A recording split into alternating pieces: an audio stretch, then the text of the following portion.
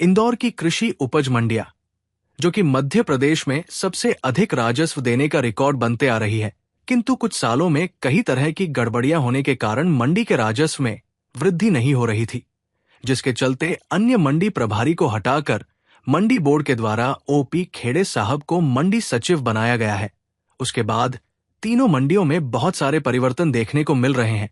सबसे बड़ा परिवर्तन मंडी सचिव के द्वारा मंडी शुल्क में % की वृद्धि करने को लेकर था, जिसे लेकर व्यापारी और कांग्रेस पार्टी के द्वारा विरोध प्रदर्शन तक किया गया। इस बड़े मंडी शुल्क के संबंध में मंडी सचिव ने जानकारी देते हुए बताया कि गत वर्ष की तुलना में इस वर्ष जो आय का लक्ष्य मंडी को प्राप्त हुआ वो 1.5 करोड़ रुपए अधिक प्राप्त हुआ है। इसलिए हमारा % मंडी शुल्क के बढ़ने से मंडी की आय में वृद्धि हुई, जिससे कई तरह के विकास कार्य होने जा रहे हैं। हम किसी भी हाल में % बढ़ा हुआ मंडी शुल्क वापस नहीं करेंगे, क्योंकि हमें विकास कार्यों के लिए धन की आवश्यकता है और वह इसी माध्यम से आएगा।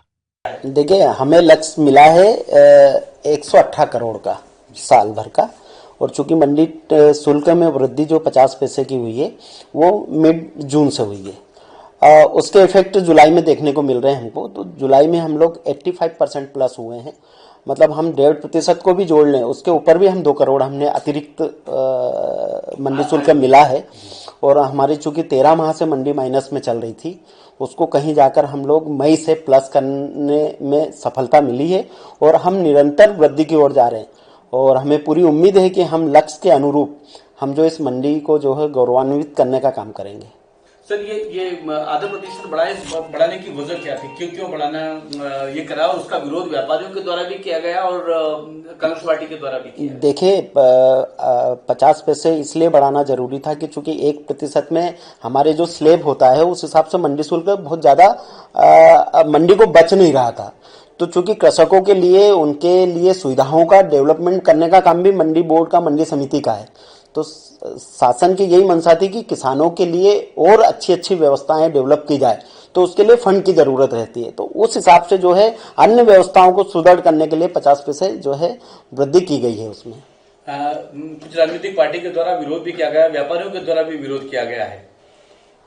अब ये सब अपने अपने तरीके हैं, लेकिन चूंकि मंडी प्रशासन तो निश्चित रूप से अतिरिक्त राशि आएगी तो उससे वो किसानों के लिए डेवलपमेंट के काम ही करेगी। सालाना लक्ष्य क्या था और सालाना लक्ष्य में कितनी वृद्धि होने की संभावना बनती है आधे % से?